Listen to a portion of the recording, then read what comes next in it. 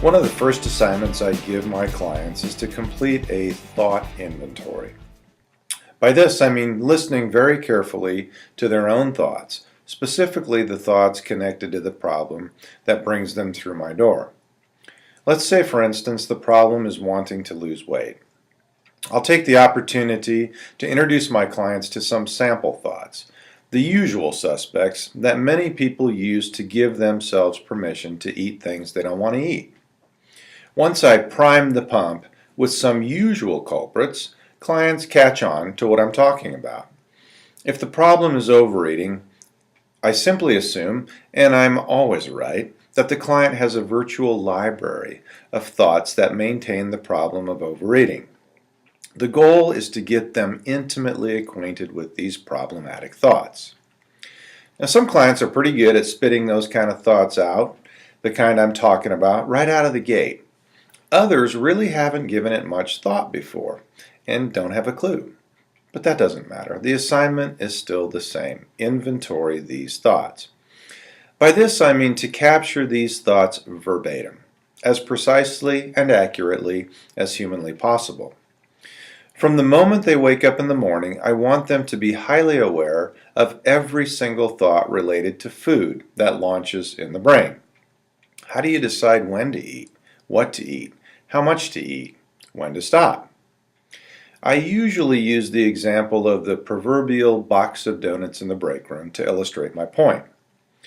If I have decided in the morning that I'm going to eat well, and then I find myself in the break room with a donut in my mouth, how did that happen? What thinking did my brain have to go through to get from I am going to eat clean today to the donut is in my mouth? There absolutely is a sequence of thoughts that made that happen. And it's likely that these thoughts get used over and over again to make poor food choices happen. I can start again tomorrow. It's free. Can't pass it up. I just don't care. I worked out hard yesterday. I deserve it. I'll just not eat lunch. These are the very thoughts I want my clients to collect in their inventory. You can write them down, you can put them in a voice memo, text them to your phone, dictate them, anything that works. I usually encourage my folks to put them right into their phones. Most people have a phone on their person at most times, and most have some kind of recording capability. My favorite way is to open my notes on my iPhone, hit the microphone button, and speak my thoughts. Handy, efficient, super easy. What I'm after with this exercise is to begin the process of listening very carefully to one's own thinking in real time. It's amazing what we hear when we take the time to stop and notice our thinking. The inventory idea is then to categorize these thoughts along the lines of quantity and frequency. Which thoughts are occurring most often, and how often are they actually occurring? It is of the utmost importance to capture these thoughts as they are happening.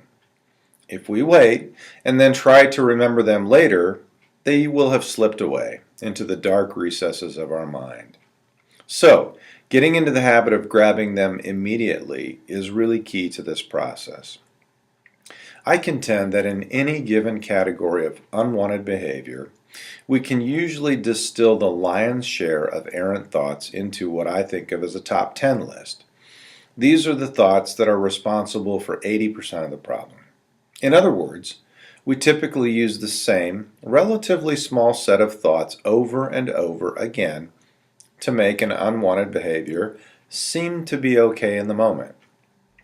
These are the distorted thoughts that I want to go after first, because once we have rationalized these thoughts, we've created a big dent in the problem.